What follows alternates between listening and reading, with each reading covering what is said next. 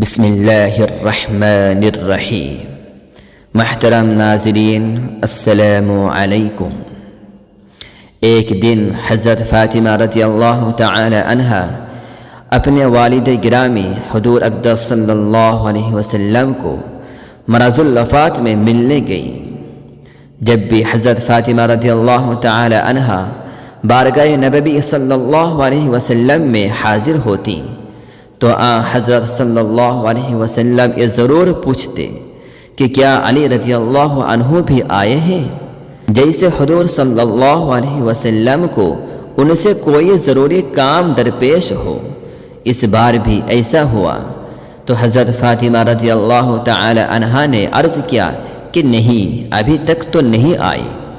تھوڑی دیر کے بعد حضرت علی رضی اللہ عنہ تشریف لے آئی اور حضور صلی اللہ علیہ وسلم کی خدمت اقدس میں حاضر ہوئی۔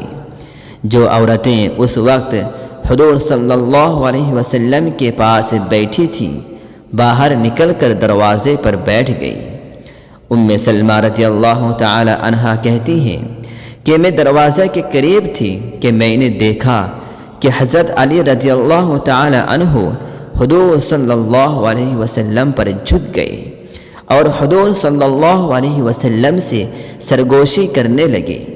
پھر اسی روز رسول اللہ صلی اللہ علیہ وسلم دنیا سے رخصت ہوئے۔ پس حضرت علی رضی اللہ عنہ ہی اس وقت رسول کریم صلی اللہ علیہ وسلم کے سب سے زیادہ قریب تھے۔